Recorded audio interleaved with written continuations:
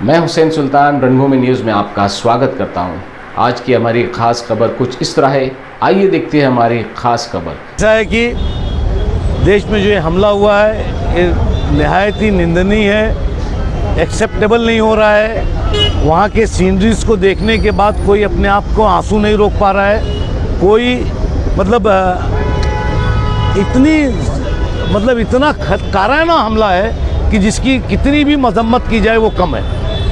लेकिन मैं साथ में एक सवाल करूंगा कि भारत सरकार जिस तरीके से फेलियर हुआ वहाँ पे क्या नाम है अपना यूनियन टेरिटरी का प्रदेश है, यूनियन टेरिटरी के अंदर वो सबसे बड़ा प्रभावित आतंकवादी का वो है एरिया है। आप बताइए कि 2000 जहाँ पे टूरिस्ट बैठा हो, पीछे जंगल हो, वहाँ पे एक पुलिस एक डंडा लेके ना खड़ी रहे, इससे बड़ा फेलियर क्या हो सकता है। मेरी मांग है भारत सरकार से कि जितने भी गवर्नर को फेलियर करें, गवर्नर को सस्पेंड करें, वहाँ के मुख्यमंत्री को सस्पेंड करें, गृह मंत्री को इस्तीफा दे देना चाहिए। ऐसा बार बार होता क्यों है?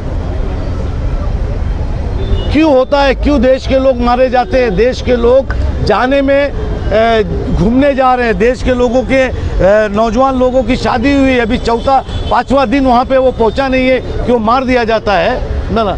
जिस तरीके के ऐसे हल्ले हुए तो इसके पीछे क्या है?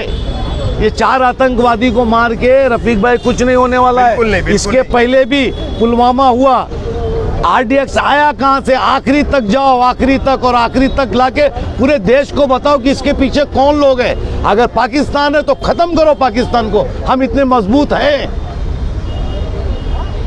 पुलिस स्टेशन को आपने ज्ञापन दिया है, किस तरीके की मांग की? हमने ज्ञापन ये दिया है कि सरकार से हमारी मांग है कि उनको शहीद का दर्जा दिया जाए, और शहीद के दर्जे के साथ उनके जिस तरीके से शहीद उन्होंने भारत वर्ष के ऊपर अपनी जान दे दी है, क्योंकि वो भारतवर्ष में थे और फेलियर है गवर्नमेंट का, तो कम से कम उनको शहादत का दर्जा दिया जाए, और जो शहीदों को सम्मानित किया जाता है उस तरीके से उनको सम्मान दिया जाए। यही सच्ची पूरे भारत की, पूरे भारत सरकार की और हम सबकी श्रद्धांजलि होगी। देखिए, आतंकियों को जो करना था उन्होंने एक वेल प्लान तरीके से वो चीज़ें की है। अब 26/11 का हमला ले लीजिए मुंबई का, हिंदू मुस्लिम दोनों मारे गए थे उसमें, तो उस वक्त तो आतंकियों ने किसी को मजहब या नाम नहीं पूछा, लेकिन यह पूछा जा रहा है। क्यों पूछा जा रहा है? उन आतंकियों का मकसद ही है हिंदुस्तान के सेकुलर फैब्रिक को खराब करना, हिंदुस्तान की जो गंगा जमनी तहजीब है उसको तहस नहस करना, ताकि इस मुल्क में जो हिंदू मुस्लिम की खाई बना दी गई है उसको और ज़्यादा कितना बढ़ाया जा सके, कितना पाटा जा सके, बस उसके पीछे का एक प्लान मकसद वही था। बिल्कुल संभावना है, गहरी संभावना है इसकी, क्योंकि देखिए वक्फ अमेंडमेंट एक्ट 2025 जो है वो अनकॉन्स्टिट्यूशनल है, गैर संवैधानिक है। संविधान की धारा 25, 26, 300 और बहुत सारी धारा है, उसका जो है उसमें खुलकर के उल्लंघन किया गया है। इसलिए वक्फ एक्ट 1995 उसके बाद अमेंडमेंट हुआ 2013 में, तो 2013 के अमेंडमेंट के साथ उस कानून को समझने वाले हमारे जितने भी हिंदू भाई हैं वो उस कानून को अच्छे से समझते हैं। इसीलिए उन्होंने इस मोदी सरकार का जो अमेंडमेंट है 2025 का उसका विरोध किया है।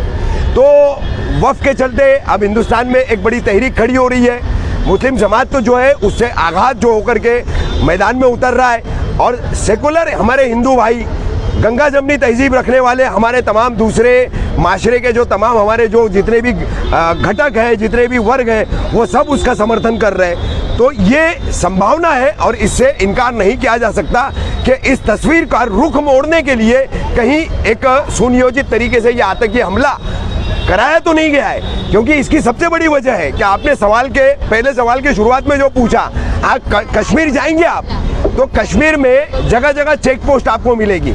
हर जगह जो है चेक पोस्ट के बाद, चेकिंग के बाद ही आपकी गाड़ी गुजरेगी।